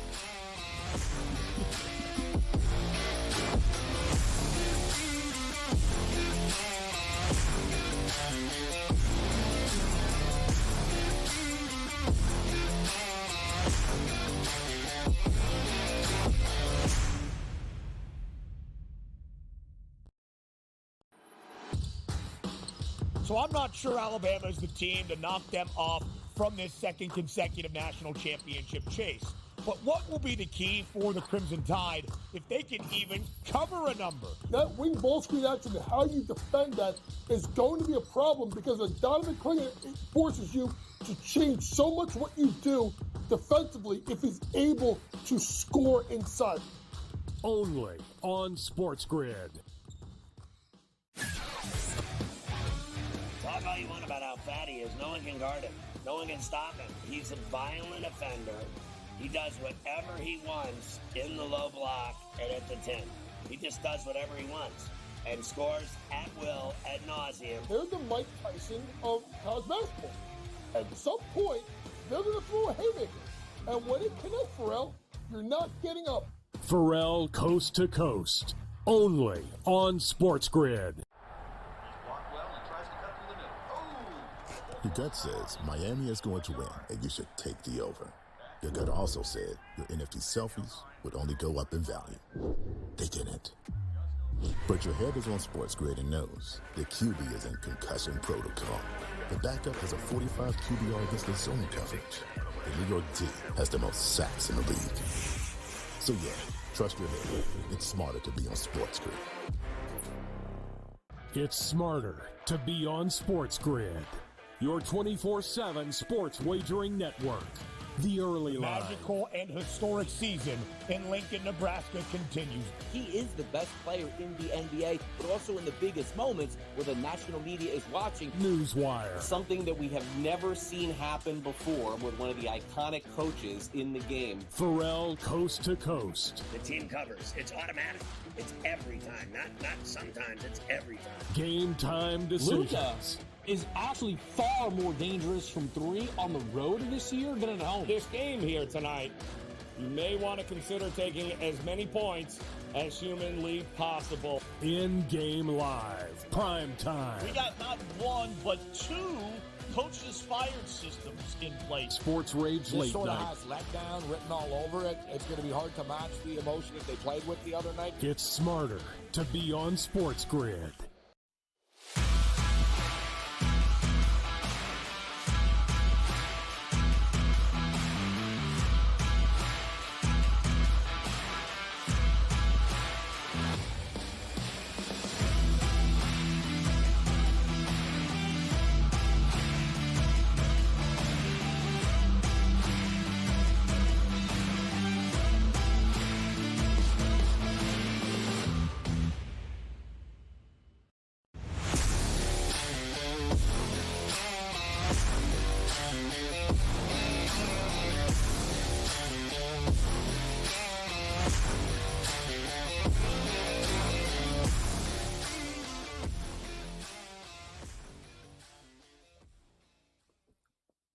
welcome back. In-game live, prime time right here on the grid. 40 past the hour. Scott Wetzel, Dave Sharapan, joined by our good buddy Cam Stewart, who takes over top of the hour, along with Gabe Morency. They'll take you until 1 a.m. Eastern time.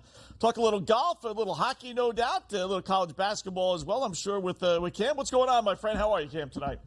Good, Scott. I told you I'm about as cold as an Arctic glacier, but I did have Seton Hall the other night, so that kind of lowered things. And when I'm getting really desperate in hockey, I like those plus 2.5s and 3.5s. They've saved my butt, like the desperation play. But I got to be honest with you, Scott. Like, it's just been one of those times, like, just can't get into a rhythm. Like, you know how it works, right? You're like, you have great days, and then you're giving it back. You have great days, giving it back, and I remember Dave told me this a long time ago, like maybe futures are good because it's like a stock that I can hold on to, but betting every hour, every day, sometimes it can beat you down. I'm not going to lie to you guys. It hurts sometimes.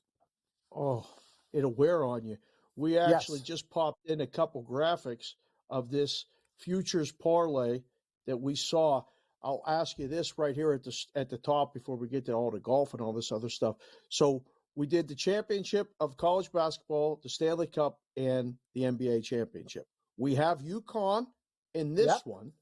All right. These are all round robin. So any one of the three wins, we win. I like this. And then this is the Black Cloud one that has Purdue in it. If it goes to UConn and Purdue, Cam, you see who's in that NHL one for the Black Cloud one. The middle square. Hey, what is this? Hollywood Squares? And I'll take the Toronto Who should we be rooting for? You know what I'll do? You're wasted. Get off the set. But anyway, can you show me those graphics again? I need to take a look at this. Frank Fonts real quick. Sure. Okay, so we got Purdue, Tennessee, Duke. Okay, so we got Purdue. Rangers, Oilers will gag. Remember, the Oilers are the Leafs of the West, but Rangers, okay. Celtics, Clippers, the Suns. You know what? I like one team per row on every row. Celtics, Avalanche. Actually, you know what? Your NHL one's good. Avalanche, Dallas, and Florida. I love all three. UConn, I have futures on them too, so we're fine. But all right, don't put the Leafs or the Oilers in anything, guys. You got. Come on, guys. We've been working together a long time. You guys know that Oilers, Leafs, throw them in the trash. They're in the dumpster. That was actually the thinking you behind tell that me the part. story, Dave. Hey, everybody. I'm Tom from Canada. Hey, I got to get those futures on the Leafs. And you're like, oh, okay, thanks. You give them the ticket, you turn to your buddy and go, might as well just give it to the guy outside. Did it again. Give it to the guy with the guy with change in his hat. Like, the Leafs are not – if the Leafs win the Stanley Cup, Dave, I don't know. Like, tell me what to do. I'll do it. Like anything. Like, I will – I don't know. Like, it's – what happens? I'm not going to say walk naked down like Broadway in New York. I'll do like whatever you tell me that is the stupidest thing I could do. I'll do because they're going. Leafs win the Stanley Cup or the Blue Jays win the World Series. Which happens first for you? Oof. I'm going to be honest with you. I think the Leafs win the Stanley Cup before the Blue Jays win the World Series. As crazy as that sounds, really, the Blue Jays are a train wreck too. It's real. Right, Dave? Yeah. Like, well, okay, Dave. Yeah. Some guy goes, "Hey, Sharapan, here's the deal: Leafs." Blue Jays, who do you pick? I'm going to tell you, it's the Leafs. The Blue Jays they're never going to win another World Series, ever. Wow. There's too much going on. I think, and the way that division is, how the baseball playoffs are so tough. I'm actually with you, Cam. I think if they get a goalie ever that's going to carry them through the tough games, the Leafs with Matthews and everything else could win a Stanley Cup with the right path. I don't see the path for the Blue Jays. I agree.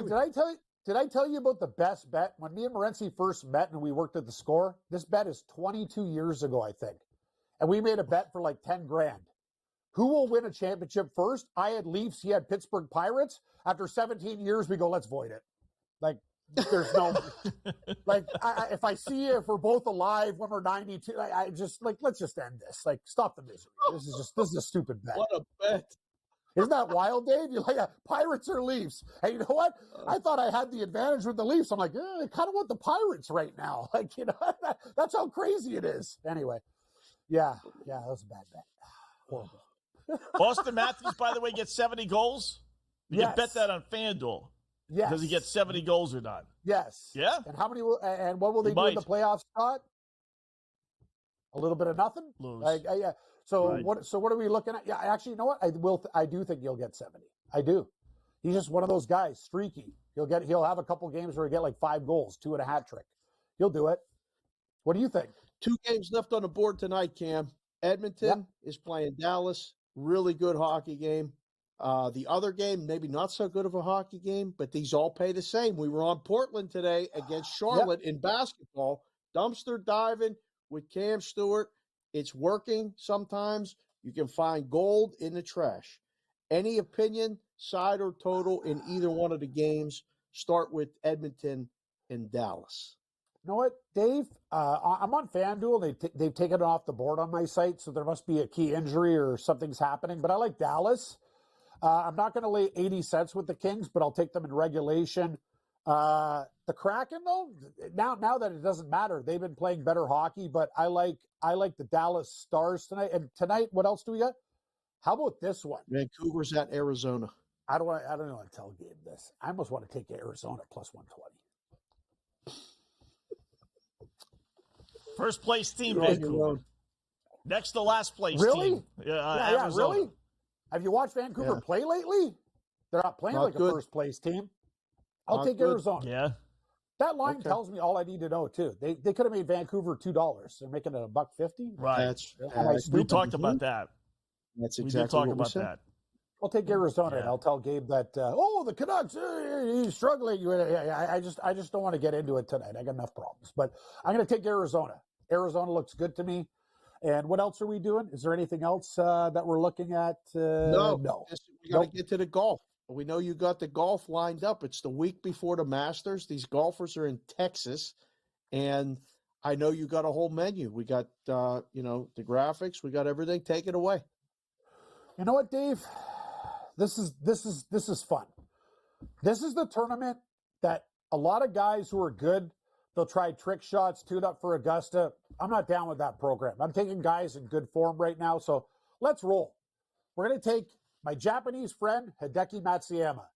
Masters winner, great menu. They actually said his dinner at the Masters was the best. Other guys are serving up like chicken tenders. This guy's bringing in Kobe beef. Alex Noren, love him. 35-1. He almost won last week. Billy Horschel, watch out for Billy Horschel. He's one of the hottest golfers on tour right now. Top 10 in the last few weeks. He's been on fire. Ashke Batia, Dave, you could literally ring him out. As I said, I've never met a skinnier guy. He almost won for me last week at 80. I'm coming back at 70. Give me Moops, Ryan Moore, and the hottest golfer that nobody knows about, Alejandro Tosti. He almost won last week. He's a Florida Gator, and he's got a temper. Dave, this guy's a psychopath. But he's playing great golf right now, 150-1. That's the way we're rolling. Wow. He finished top 5 last week. Okay. 150-1. It's getting crazy. You guys got top 10s and 20s? I'll give you some more. And Scott, this is the week. I'm looking for him now. I'm looking to put him in right now. I got to go all the way down to the bottom of that sucker. Out. I got to go way If down. Eric Cole wins this tournament, Scott, when I come to New York, I want you to we'll go on the top of a building and I'll lose and just save me from jumping off. All right, we're done with Eric Cole, right? Is that what you're saying? We're done with Eric Cole? Yeah. Watch the week I get off and he'll win. But here we go. Right. Aberg, Aubert, whatever the hell you want to call him, Matt Sundin, plus 210. This guy, I love him to win the tournament, but he's only 14-1, but I'll take him top 10 at plus 210. Next, let's roll with the top 20s. Guys, do you guys know Corey Connors has won this tournament twice? The pride of Canada. He lives outside of Kitchener, Dave. Good hockey there. His golf game, he loves the Texas Open. Plus 180. He might not win, but I love him for a top 20. What else do we got here? I got a couple other guys for you. Hold on. Made my bag of tricks. We have Ryan Ginger, Aaron Rye, R-A-I, not R-Y-E. Ryan Ginger played great last week. Another top 10, top 40s. Rasmus Højgaard, we're heading to Denmark. My boy, I love Nate Lashley. Nate Lashley is literally, I take this guy top 20, 40 every week. It cashes every week. This guy, if he ever wins, I'm going to be rich. And Novak Djokovic, a.k.a. Andrew Novak. Dave, another guy. The problem with these golf guys, they just set lines. They're not even looking at trends. Novak is 20th, 8th, 3rd, 23rd. You know what I mean? He's the guy. He makes the cut every week, and you're getting a great price on them at top 40. That's my crew. That's my crew this week. They got a bet. I don't even know how to figure this out. Well, I know how to figure it out, but I haven't figured it out. Winning score under 269.5. We going over or under that? What would that be? 269.5. So 270. Par 72. What's 72 times 4, Wetzel? God, why are you making me 100 and 200 and 288. 288. There you go. Yeah. What's the number? So that's 19 under par. No way. No. We're gonna go winning score 16 under, not 19. Okay. Too many strokes. So under. Too many. What's your feelings on the college Final Four, Cam? What are you leaning Dave, before the games you play? I want to hear you and Wetzel. I like NC State. The world's going to be on them, right? Is it too many points? Yep. I like Alabama. It appears. Plus the points too. What do you think? Do you think either one of the dogs can win the game, Cam? That's the question. I don't think Bama's going to beat Connecticut. I really don't. I don't either. But I have futures on UConn. So you're going to give me 11.5? I'm in. Like that's a lot of points. You go. Yeah. Okay. So I'm going to take that. Basically, I'm going to take those points right there. And what else do I got here? NC State can actually win the game against Purdue. I think if Edie gets into foul trouble or doesn't get all the calls. Oh, I agree with you, Dave. I think NC State can hang around and win the game. NC State's awesome. All they do is win. That's a lot of points. But the problem is NC State going to be a public dog? Probably, but I'm still going to bet them. I hear about the big man. They're talking about him being like an offensive lineman in football, which makes sense to me because if he's got good feet, he's one of those guys. He's got no cardio. He can't play NBA at the next level, but you know what? I'd take a chance on the guy. He looks pretty good to me. Yeah. By the way, how does Edie have one foul? He goes to the free throw line 5,000 times last game, right? He scores 40 points, gets 40 rebounds, and the guy only the Kings! Hello, the Kings! Kings scored? Yay! Right. Regulation. Okay. Thank you. Well, it's not Seattle. We don't need Seattle scoring. How about NIT tomorrow, real quickly? Seton Hall getting 2.5 or Indiana State laying 2.5? Seton Hall.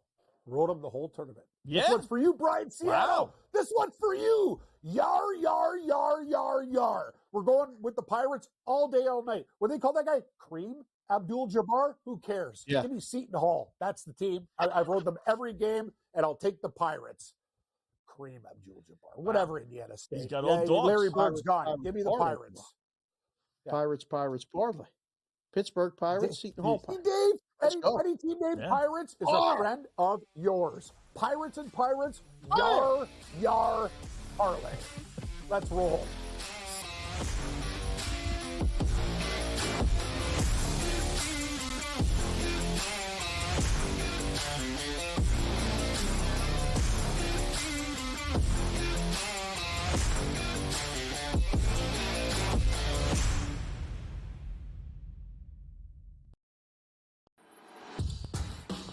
So I'm not sure Alabama is the team to knock them off from this second consecutive national championship chase. But what will be the key for the Crimson Tide if they can even cover a number? That wing ball screen action, how you defend that is going to be a problem because the Donovan Clingan, it forces you to change so much what you do defensively if he's able to score inside. Only on SportsGrid. Talk all you want about how fat he is. No one can guard him. No one can stop him. He's a violent offender. He does whatever he wants in the low block and at the 10. He just does whatever he wants and scores at will, ad nauseum. They're the Mike Tyson of college basketball. At some point, they're going to throw a haymaker. And when it connects, Pharrell, you're not getting up. Pharrell Coast to Coast. Only on SportsGrid. Your gut says Miami is going to win and you should take the over. Your gut also said your NFT selfies would only go up in value. They didn't. But your head is on SportsGrid and knows the QB is in concussion protocol. The backup has a 45 QBR against the zone coverage. The New York D has the most sacks in the league. So yeah, trust your head. It's smarter to be on SportsGrid. It's smarter to be on SportsGrid, your 24/7 sports wagering network. The early line. Magical and historic season in Lincoln, Nebraska continues. He is the best player in the NBA, but also in the biggest moments where the national media is watching. Newswire. Something that we have never seen happen before with one of the iconic coaches in the game. Pharrell, coast to coast. The team covers. It's automatic. It's every time. Not sometimes. It's every time. Game time decisions. Luka is actually far more dangerous from three on the road this year than at home. This game here tonight, you may want to consider taking as many points as humanly possible. InGame Live, prime time. We got not one, but two coaches fired systems in place. Sports Rage This Late sort of Night. has letdown written all over it. It's going to be hard to match the emotion that they played with the other night. It's smarter to be on SportsGrid.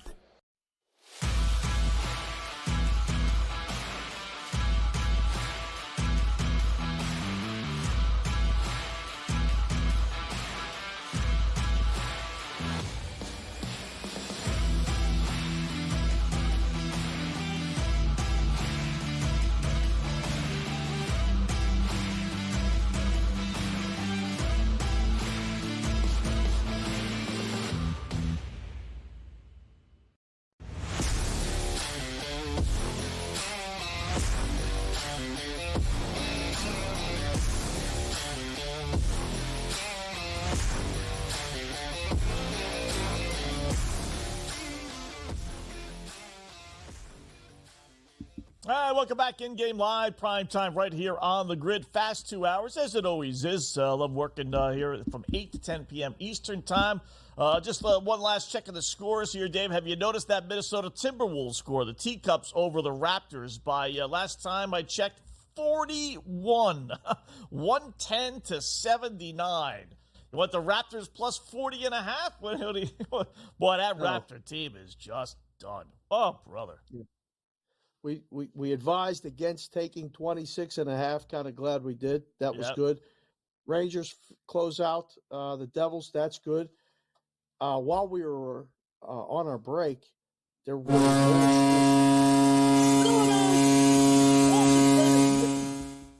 Dallas leads 1-0 early in the hockey. That's good. That's a good score for hockey. That's good. So when we come back next week, you know, with me and you on Tuesday, what are we going to be talking about? Are we going to be surprised that Purdue closed this out and beat UConn, or that NC State took down Purdue and then got smoked by UConn? What are we talking about when we recap the NCAA tournament? Probably a UConn win. I'd be surprised, right? 15.5, I looked it up on FanDuel, if UConn were to face NC State in the final. I'd bet that now because I think that's going to go up even higher, to tell you the truth. It's 6. But if they play Purdue, I've 6. Some odds maker buddies. Yeah, 6.5 maybe, depending on how it looks. But that's the look ahead numbers. I don't think we got to worry about if it's Purdue versus Alabama. I mean, although that's available, but I don't think that's really a consideration. UConn's a juggernaut. There's no question. We'll be talking about what it's like to have a team go back-to-back. That's what I think. I think UConn wins it. Yeah. Keep your fingers crossed. Hopefully, we got two fish in the sea with our same-game parlays here, whether it's the Black Cloud or the real one.